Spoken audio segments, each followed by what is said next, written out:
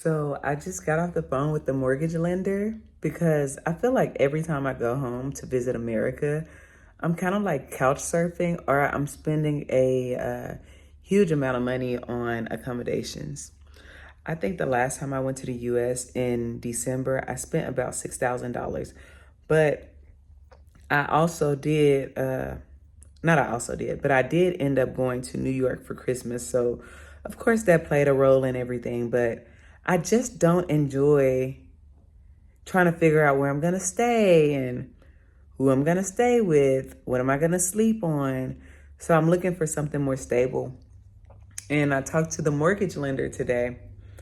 And I know before I left the US, I was going to do something called the FHA loan, which I think you pay like 3% down and then you just go from there. But at that time, I didn't have anything saved because I don't know, I barely could save my checks in the US. Again, I'm a teacher. You don't really make a lot. So anyways, I figured since I'm living here, I'm able to save way more than I was in the US. And I actually have a nice savings. Like, I'm grateful for what I have. But here's the thing. Now, since I'm living abroad, I don't qualify for the FHA loan anymore. I would have to get a home as a foreign investor.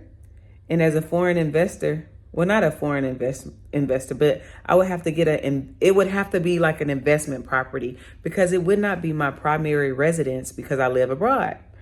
And with that being said, that means I need to pay 20% down. So for instance, and my numbers might be a little off. I'm not proclaiming to be a mathematician here, but I'm just giving like an example, a ballpark example. So just if I had to pay 20 or 250,000 for the home, okay, maybe I have to pay 45,000, something like that, down. And to go from 3% to 45,000, which 3% was probably going to be like $10,000, but $45,000, I'm just thinking, oh my gosh.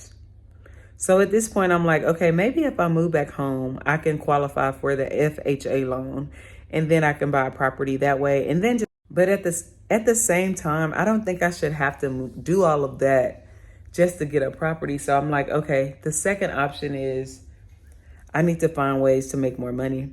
I do content, but am I consistent? No. But I do know that I could potentially make money. I'm actually in my own way because I don't know. My kids found me on TikTok and I'm really not enjoying that. And it's some things I want to talk about on TikTok that I just don't talk about because my students are watching. So there's that. So I'm kind of juggling between, okay, do I just make a new TikTok page that they can't find without talking about Abu Dhabi? Maybe it can just be like my free thoughts. But I'm like, dang, what if somebody found it? But if I don't mention Abu Dhabi, I might be all right. So I might make a new TikTok page. Y'all gotta tell me what y'all think. I'm really trying to weigh out my options here.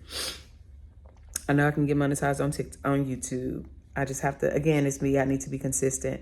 So it's either A, I go back home for about a year, maybe a year and a half, something like that.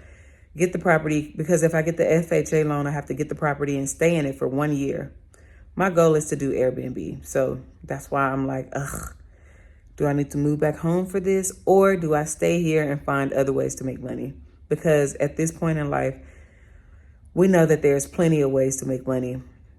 I did see I can do like an ebook or something like that. I'm just throwing out ideas. So if you guys have any more ideas, please drop them below because I need to do this. And I just think it'll be fun to do.